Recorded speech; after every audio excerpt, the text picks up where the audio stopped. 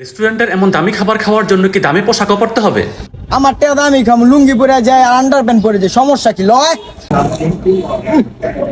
আমার অনেক মজা এই যে দেখছো দেখছো সহজ দেয় না খামো কেমনে সহজ দেয় না তোর ঘর বাইতে ইচ্ছা তোর সারা ছেলে দিয়ে যাবো।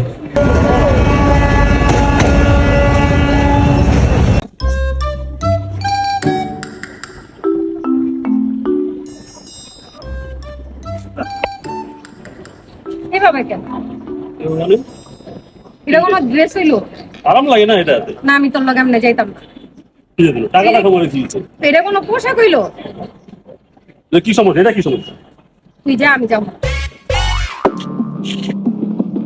কাপড় চোপড়ে লেগে গেলে যাই তো পাগল নাকি? আসসালামু আলাইকুম ভাই। ভাই কই যা? তুই খাইতে যাবো কইছিলাম।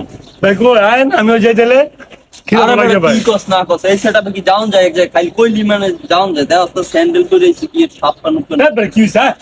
যাবো সমস্যা নেই খাইতে যাবো। যাম না এই কেমনে এমনি যাম না আমি আর বেটা আয় কি হয়নি খাইতে যাবো আবার এত কিছু দেখতে ভালো আছে।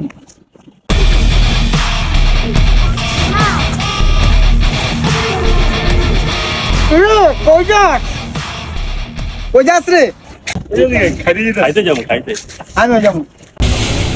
আরে বেটা আমরা এমনি যাইতি শরম পাইতেছে আর তুই কস এই লুঙ্গি পরে যাবি গিয়া বললাম না আমার টেয়া দামি খাম লুঙ্গি পরে যায় আর আন্ডার প্যান্ট পরে যায়, সমস্যা কি লয়?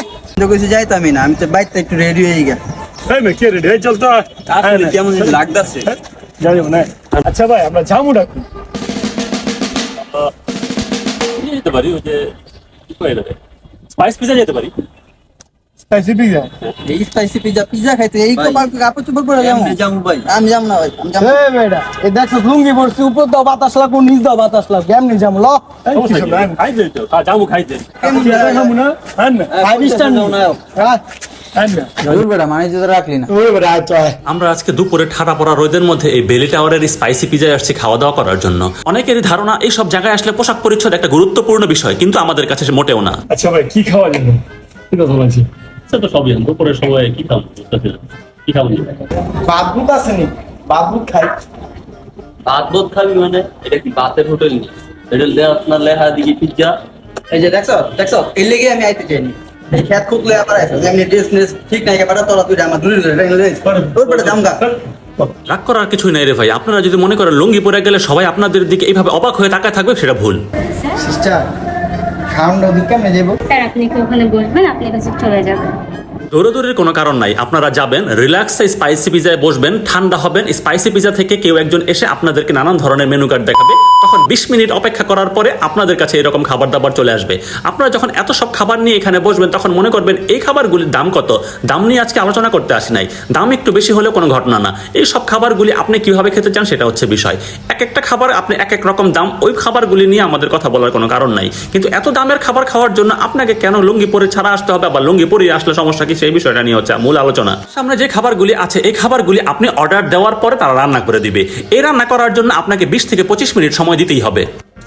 দেখছো এতটি খাবার দিছে পানি দেয় নাই একটা ড্রিঙ্কস তো দিব ড্রিঙ্কসও দেয় নাই এই তুই অর্ডার দিছ দিম দে এই তুই অর্ডার দিছ পানি দি তুই অর্ডার দিছ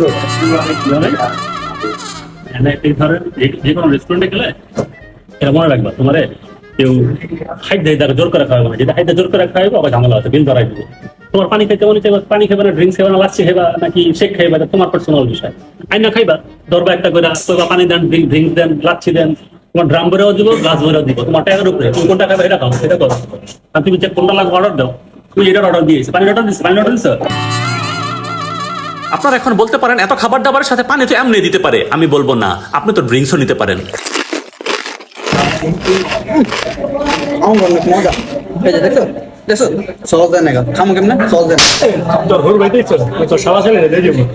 তো সপ্তাহ তুই চাবি তোকে আমি দিয়ে যাবো। সহজ দিয়ে তার হুদে দিয়ে কি বেটারা ওয়েস্ট করবো নি জিনিসটা। যা লাগবে চা চাবি সব দিন।